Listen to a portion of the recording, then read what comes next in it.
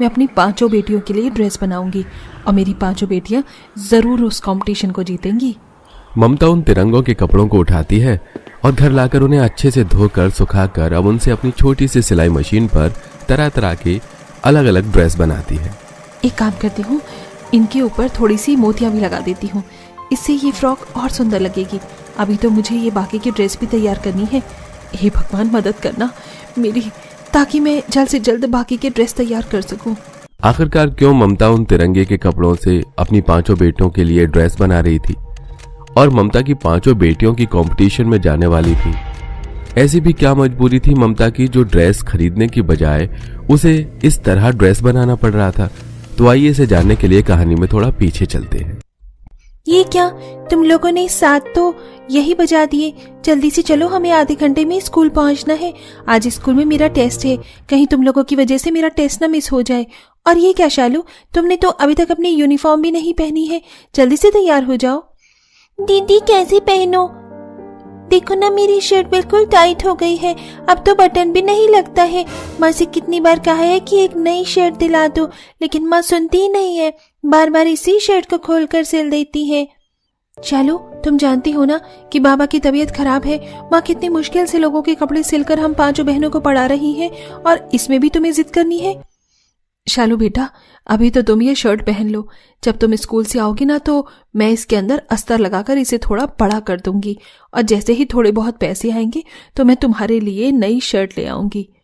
माँ, आप हमेशा यही कहती हो, पूरा साल निकल गया लेकिन आपने अभी तक हमें एक भी नया कपड़ा नहीं दिलाया। यहाँ तक कि ठंड के मौसम में भी हम लोग बस एक ही स्वेटर पहन कर रहते हैं। अपनी बेटियों की बात को सुनकर ममता को उनके लिए काफी दुख होता है, जिसके बाद अब 5 बहनें अपने स्कूल आ जाती हैं और अपने अपने क्लास में चली जाती हैं। तभी हर क्लासरूम की क्लास टीचर सभी क्लास में 26 जनवरी के लिए अनाउंसमेंट करती है। जैसा कि आप सभी जानते हैं कि इस 26 जनवरी पर हमारे स्कूल में एनुअल फंक्शन हो रहा है। इस एनुअल फंक्शन में हम लोग एक फैंसी ड्रेस कंपटीशन करवा रही हैं। आप सभी स्टूडेंट्स को 26 जनवरी से रिलेट कर कोई भी एक ड्रेस तैयार करनी है और उसी 26 जनवरी के दिन पहननी है। जिस भी स्टूडेंट की ड्रेस जज को सबसे ज्यादा अच्छी लगेगी उसे स्कूल की तरफ से प्राइज दिया जाएगा। साथ ही साथ उसे आर्ट हाउस का लीडर भी बनाया जाएगा। टीचर के अनाउंसमेंट सुनकर सभी बच्चों में चहल पहल शुरू हो जाती है। कितनी समय के बाद हमारे स्कूल में ऐसा कोई कंपटीशन हो रहा है, मैं तो इसके लिए बहुत ज्यादा एक्साइटेड हो रही हूँ। हमारी माँ को तो इतनी अच्छी सिलाई आती है, वो तो हमारे लिए कोई ना कोई ड्रेस बना ही देंगी। पूनम, मुझे तो इंतजार नहीं हो रहा है, जल्दी से स्कूल की छुट्टी हो और हम फिर माँ को जाकर इस कंपटीशन के बारे में बताएंगे। तुम देखना, हम इस कंपटीशन को जीतेंगे। क्या कहा तुमने? तुम गरीब बहनें इस कंपटीशन को जीतोगी? अरे, जिनके पास पहनने के लिए एक ढंग की नई यूनिफॉर्म नहीं है वो फैंसी ड्रेस कंपटीशन में नई ड्रेस पहनने की बात कर रही हैं। जरा अपनी हैसियत देखकर बात किया करो। प्रीति, तुम कुछ ज्यादा फालतू नहीं बोल रही हो? भूलो मत, मेरे पापा इस स्कूल के प्रिंसिपल के बहुत अच्छे दोस्त हैं। मुझे बस अपने पापा से एक बार कहने की देर है। 2 मिनट नहीं लगेंगे तुम बहनों को इस स्कूल से निकालने के लिए, समझी तुम? प्रीति अपनी अमीर सहेलियों के साथ मिलकर पूनम और अंजलि का काफी मजाक उड़ाती है। सभी बहनें स्कूल खत्म होने के बाद घर आती हैं और एक एक कर अपनी माँ को उस कंपटीशन के बारे में बताती हैं। सारी सर्दियों में तुम हमारे लिए एक भी नया कपड़ा नहीं लेकर आई और न ही अपने हाथों से हमारे लिए कुछ सिला। इस 26 जनवरी पर हमारे स्कूल में इतना बड़ा कंपटीशन हो रहा है, हमें भी एक कंपटीशन को जीतना है। प्लीज आप हमारे लिए एक नई ड्रेस ले आओ ना। ला नहीं सकती तो कम से कम आप बना तो सकती हो ना। आप तो इतने लोगों के कपड़े सिलती हो, क्या हमारे कपड़े नहीं सिल सकती हूँ बेटा, लेकिन नए कपड़े सिलने के लिए भी तो हमें कपड़ों की जरूरत होगी। आजकल मार्केट में कपड़ों के दाम काफी बढ़े हुए हैं और घर में लोगों के कपड़े सिलने के बाद जो कतरन बचती है वो इतनी नहीं है कि मैं उनसे तुम्हारे लिए कुछ बना सकूं। कोई बात नहीं माँ, हम आपकी परेशानी समझ सकते हैं। पूनम, कोमल, शिल्पा, शालू, अब माँ से इस बारे में कोई बात नहीं करेगा। इस साल ना सही तो हम अगले साल इस कंपटीशन में पार्टिसिपेट करेंगे, ठीक है? चलो अब सब उठो और अपनी अपनी पढ़ाई करो। 5 बेटी अपनी जिद छोड़कर उठती हैं और पढ़ाई करने लग जाती हैं। वहीं इतनी उम्र में अपनी बेटियों की समझदारी देख ममता को मन ही मन काफी दुख होता है, लेकिन बेचारी ममता कर ही क्या सकती थी। ऐसे ही दिन गुजरते हैं और अब 26 जनवरी का दिन करीब आ रहा होता है। सुहानी, तुम इस 26 जनवरी पर किस तरह की ड्रेस पहनोगी? मेरी मम्मी ने एक फैशन डिजाइनर से मेरी ड्रेस के लिए बात की है। वो फैशन डिजाइनर खुद ही मेरे लिए एक सुंदर सी ड्रेस बनाएंगे। मेरी मम्मी ने भी सेम चीज की है। हमारे पास इतना पैसा है कि हमें तो कोई भी चीज खुद से करने की जरूरत नहीं है। जरा से पैसे फेंको और सब चीज अपने आप हो जाती है। अंजलि, पूनम, तुम लोग क्या पहन कर आओगी इस कंपटीशन में? कहीं बोरा पहनने का तो इरादा नहीं है ना तुम्हारा? अरे सुहानी, बोरा तो फिर भी ठीक है। आजकल की तुमने मॉडल को देखा है? कोई कोई तो पन्नी ही लपेट कर आ जाती है। वैसे मैंने कुछ हटकर पहनने को कहा था, लेकिन इसका मतलब ये नहीं कि कहीं तुम भी उस मॉडल की तरह पन्नी लपेट कर आ जाओ।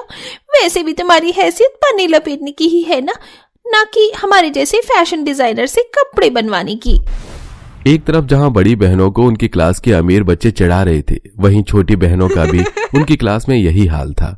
छुट्टी के बाद पांचों बहनें मुंह लटकाकर घर आ रही होती हैं कि तभी उन्हें रास्ते में कई सारे तिरंगे के कपड़े पड़े मिलते हैं, जिसे देख, दीदी ये देखो, यहाँ कितने सारे तिरंगे पड़े हैं। कोई इन्हें उठा क्यों नहीं रहा है? आजकल के लोग तो बस फैशन के लिए तिरंगे खरीदते हैं और जरा सा दिखावा करके उन्हें वहीं फेंक देते हैं। कितने सारे तिरंगे इधर उधर पड़े हैं, कहीं कोई इस पर पैर न रख दे। तुम सब जल्दी से मेरे साथ इन तिरंगों को उठाने में मदद करो। पांचों बहनें आसपास पड़े सारे तिरंगे को उठाकर सीधा घर ले आती हैं। बच्चों, ये तुम इतने सारे तिरंगे कहाँ से लेकर आए? क्या स्कूल वालों ने दिए? ये रास्ते में पड़े थे तो इसलिए हम इन्हें यहाँ पर ले आए। वहाँ किसी के पैर में आते तो अच्छा नहीं लगता ना। अब ये यहीं पर रहेंगे। पांचों बहनें उन कपड़े की तिरंगा को संभाल कर रख लेती हैं। वहीं अब जब भी रास्ते या स्कूल में इधर उधर कोई तिरंगा और पांचों बहनों को पड़ा मिलता तो वो उसे सम्मान के साथ घर लाकर रख देती। ऐसे ही कुछ दिन और गुजर जाते हैं और अब 26 जनवरी के कंपटीशन के लिए सिर्फ 3 से 4 दिन ही बचते हैं। क्या करूं, अब 26 जनवरी में सिर्फ कुछ ही दिन रह गए हैं। कहां से लेकर आऊं अपनी बेटियों के लिए ड्रेस? ममता अपनी पांचों बेटियों के 26 जनवरी पर पहनने के लिए कंपटीशन की ड्रेस को लेकर काफी ज्यादा परेशान थी। तभी ममता की नजर सामने रखे उन तिरंगे के कपड़ों पर जाती है, जिससे ममता को एक जुगाड़ सूझता है। अरे, इतने दिन से ये तिरंगे के कपड़े मेरे घर में रखे हुए थे, मुझे ये तरकीब पहले क्यों नहीं सूझी? ममता उन तिरंगों के कपड़ों को धोकर अच्छे से साफ कर लेती है, जिसके बाद अब ममता उन कपड़ों की मदद से अपनी बेटियों के लिए तरह तरह की ड्रेस बनाती है। लेकिन कपड़े कम पड़ने की वजह से अब ममता आसपास जाकर तिरंगे के कपड़े ढूंढती है और उसे कुछ कपड़े मिल भी जाते हैं। बस एक दिन की और मेहनत, फिर मेरी पांचों बेटियों की तिरंगे वाली ड्रेस बनकर तैयार हो जाएगी। दिन रात मेहनत करके आखिरकार ममता अपनी पांचों बेटियों के लिए 26 जनवरी के कंपटीशन पर पहनने के लिए ड्रेस तैयार कर देती है। ये तिरंगे वाली फ्रॉक तो कितनी सुंदर है ना। मुझे नहीं लगता कि ऐसी फ्रॉक पूरे स्कूल में कोई पहनेगा। हमें नहीं पता था कि आप इतनी क्रिएटिव हो कि इन तिरंगों से ही हमारे लिए कपड़े बना दोगी। थैंक यू सो मच माँ। 26 जनवरी का दिन था। उन 5 बेटियों ने तिरंगे की फ्रॉक पहनी थी, तो किसी ने तिरंगे का सूट, सलवार और साड़ी। पांचों बहनें जैसे ही स्कूल पहुंचती हैं तो अमीर बच्चे उनका मजाक उड़ाने लगते हैं। देखो देखो, इनके पास कपड़े खरीदने के लिए पैसे नहीं थे तो तिरंगा ही पहन कर आ गई। तुम्हें क्या लगा कि तुम इस कंपटीशन को जीत जाओगे? ये तुम्हारी सबसे बड़ी गलतफहमी है। इस कंपटीशन को तो हम ही जीतेंगे। हमारी ये ड्रेस सभी जज को पसंद आएगी। उन अमीर बच्चों की बात पर ध्यान न देते हुए पांचों बहनें स्टेज पर अपनी माँ की बनाई हुई तिरंगे की ड्रेस पहनकर जाती हैं, जो सभी जजों को काफी पसंद आती है। ये सभी बच्चों ने इतने अलग अलग तरह की ड्रेस पहनी है। हमने खास तौर पर यह अनाउंसमेंट करवाई थी, जो भी ड्रेस होगी वो 26 जनवरी से रिलेट करेगी, लेकिन किसी ने भी इस बात पर ध्यान नहीं दिया। पर आपने इस पर काफी अच्छे से काम किया है। इस कंपटीशन की विनर तो आप पांचों ही हैं, और इसी के साथ पूनम आपको आर्ट हाउस का भी लीडर बनाया जाता है। Thank you so much sir. वैसे इसका सारा श्रेय हमारी माँ को जाता है। उन्होंने ही हमारे लिए ड्रेस सिला है। आपकी माताजी ने काफी मेहनत की है।